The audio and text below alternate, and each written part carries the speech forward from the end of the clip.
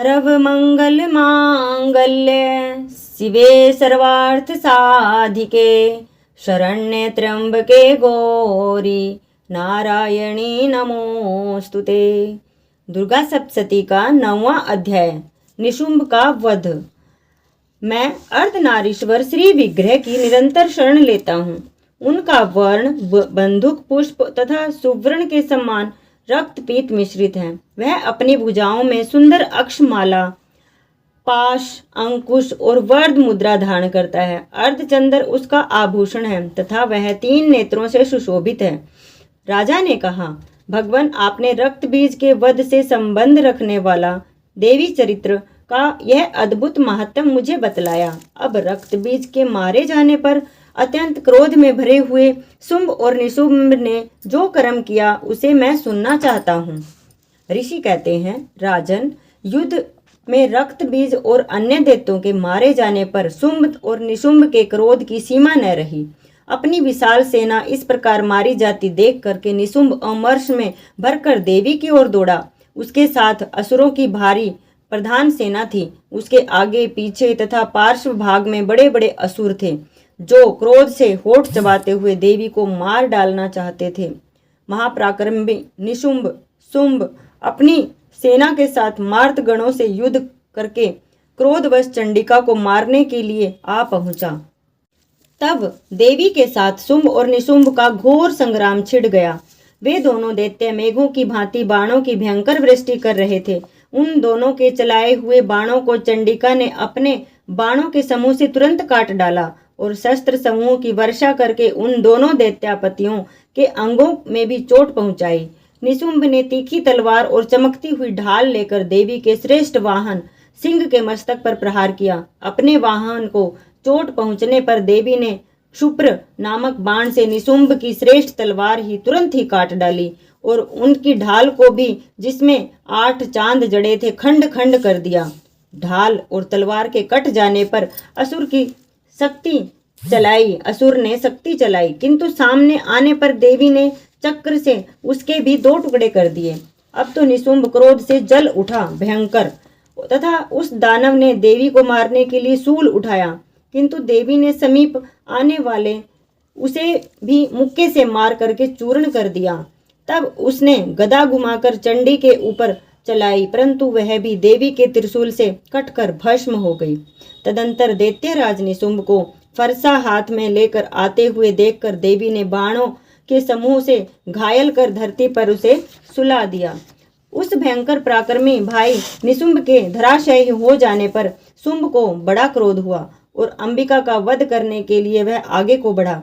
रथ पर बैठे बैठे ही उत्तम आयुधों से सुशोभित अपनी बड़ी बड़ी 8 अनुपम भुजाओं से समूचे आकाश को ढककर वह अद्भुत शोभा पाने लगा।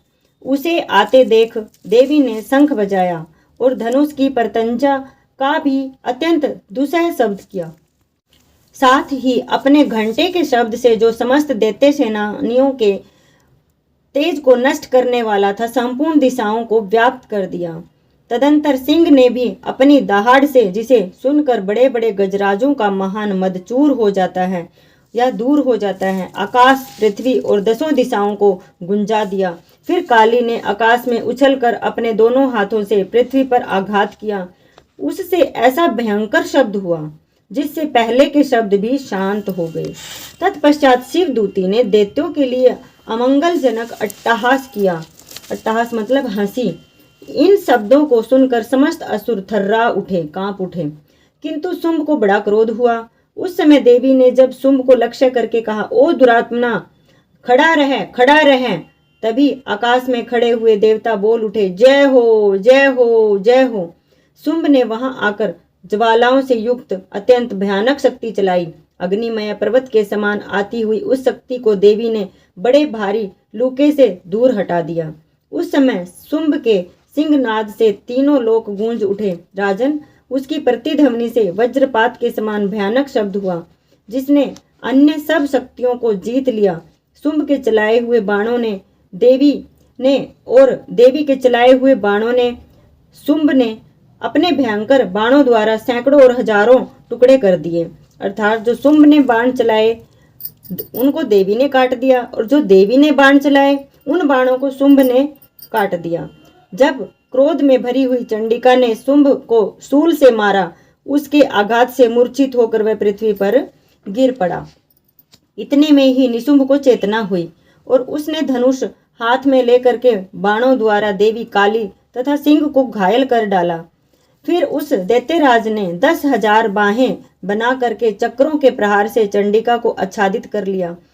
तब दुर्गम पीड़ा का नाश करने वाली भगवती दुर्गा ने कुपित होकर अपने बाणों से उन चक्रों को तथा बाणों को काट गिराया। यह देख निशुंभ दैत्य सेना के साथ चंडिका का वध करने के लिए हाथ में गदा ले बड़े वेग से दौड़ रहा है। उसके आते ही चंडी ने तीखी धार वाली तलवार से उसकी गदा को शीघ्र ही काट दिया।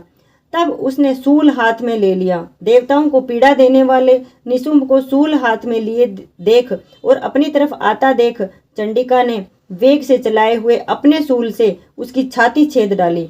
सूल से विदूर्ण हो जाने पर उसकी छाती से एक दूसरा महाबली एवं महापराक्रमी पुरुष खड़ी रह कहता हुआ निकला। उस निकलते हुए पुरुष की बात सुनकर देवी ठठाका कर हंस पड़ी। खड्ग से उन्होंने उसका मस्तक काट दिया। माता ने उस पुरुष का मस्तक काट गिराया। फिर तो वह पृथ्वी पर गिर पड़ा। तदंतर सिंह अपनी दाढ़ों से असुरों की गर्दन कुचल कर खाने लगा। यह बड़ा भयंकर दृश्य था। उधर काली और शिवदूती ने भी अन्य दैत्यों का भक्षण आरंभ कर दिया। कुमारी की शक्ति से विदर्ण होकर कितने ही महादैत्य नष्ट हो रहे हैं। ब्रह्माणी के मंत्रपूत जल से निस्तेज होकर के कितने ही भाग खड़े हुए हैं। कितने ही दैत्य माहेश्वरी के त्रिशूल से छिन्न भिन्न होकर के धराशायी हो रहे हैं। वाराही के थथुनों के आघात से कितनों का पृथ्वी पर कुचम्मर निकल रहा है। वैष्णवी ने भी अपने चक्र से दानवों के टुकड़े टुकड़े कर डाले हैं। ऐन्द्री ने हाथ से छूटे हुए वज्र से भी कितने ही राक्षसों के प्राणों को हर लिया है, अर्थात कितने ही राक्षस अपने प्राणों से हाथ धो बैठे हैं। कुछ असुर नष्ट हो गए हैं, कुछ उस महायुद्ध से भाग रहे हैं तथा कितने ही काली शिवदूती तथा सिंह के ग्रास बन गए हैं। इस प्रकार श्री मार्कंडेय पुराण में सावर्णिक मनवंतर की कथा के अंतर्गत श्री देवी महात्म्य में निशुंभ वध नामक 9वां अध्याय पूरा हुआ। मंत्रहीनं क्रियाहीनं भक्तिहीनं सुरेश्वरी यत् पूजितं मया देवी परिपूर्णं तदस्तु मे। ये क्षमा मंत्र होता है कि जो हम पाठ कर रहे हैं उसमें कायिक वाचिक मानसिक हमसे कोई अपराध हो गया तो उसके लिए भूल चूक हमें माता माफ़ करे।